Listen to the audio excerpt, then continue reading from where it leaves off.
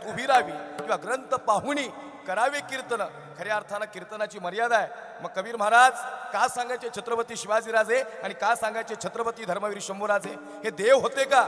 मला असं वाटतं छत्रपती शिवाजीराजे आणि धर्मवीर शंभूराजे देव होते का माहिती नाही, पण राजे होते म्हणून आमच्या मंदिरातील देवा शिल्लक आहेत. म्हणून खऱ्या अर्थानं मी छत्रपती सांगितलं पाहिजे.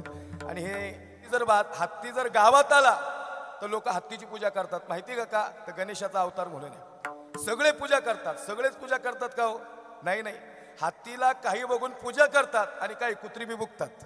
आता मला खरं सांगा, कुत्र्याची आणि हत्तीची भांडणे आहेत का रितेश महाराज? मग कुत्री का बुकतात? का बांधाला बांध येतो दोघांच्या? नाही नाही. कुत्र्याला अडचण हत्तीची नाही. हत्तीने मागं जरी बघितलं तरी कुत्र टांगा पलटी गोड फरार होईल. पण तुम्हाला माहिती आहे कुत्री का बुकतात? कुत्र्याला अडचण हत्तीची नाही, हत्तीला बघून जी लोक पाया पडतात त्यांची. जी बस तरी माणसं लय हुशार आहेत. तुमच्या लगेच लक्षात आला सनगड्या काय होत? महाराष्ट्र लय मोठा आहे. 18 पगड जातीचा आहे, 12 बलुतेदारांचा आहे. पण अजूनही कोणीच संघटन होऊन देत नाही माणसांचं, एकीकरण होऊन देत नाहीत. स्वतःच्या स्वार्थासाठी लोकांनी जाती धर्मात माणसं अडकून घेतलीत. हे बोलल्यानंतर मी लय अडचणीत येतो साहेब. माझ्या लय वेळा गाड्या अडवण्यात आल्या. बराच वेळा आम्हाला अहो तिकडं हैदराबादला अफजल खान पाडतो मी. एवढं सोपं आहे का तिकडं अफजल खान पाडणं? एवढं नाही. अवघड गणित आहे. लक्ष नाही का? मला काय सांग, अफजल खान फाडणं पराक्रम नाही, ती प्रवृत्ती होती माता भगिनीवर वाईट नजर टाकणारी.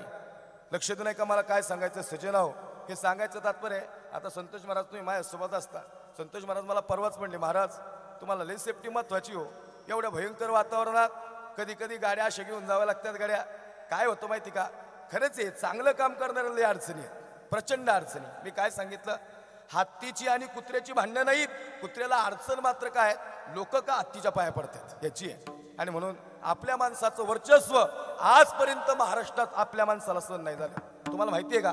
सर्जा धर्मवीर शंभूराजा हा जगाच्या पाठीवरचा सगळ्यात मोठा योद्धा आहे. धर्मवीर शंभूराजाला पकडून देणारा स्वतःचा मेहुणा होता, गणोजी होता. गणोजी, या महाराष्ट्राच्या मातीवर माया करा. अरे लय प्रचंड त्यागानं उभा केला महाराष्ट्र.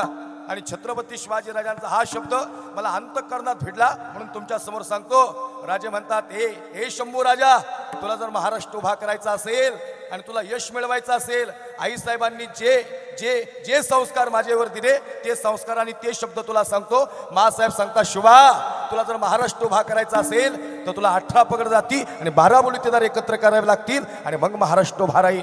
शिवा, कोण शब्दाचा अर्थ समजला नाही. महाराष्ट्रात राहणारा प्रत्येकच मराठा आहे. लक्ष नाही का? या मराठा या शब्दाची व्याख्या जातीवाचक नाहीये. लक्ष नाही का? मला काय सांगायचे तुम्हाला माहिती का? त्यांनी मला का बोलवलेले?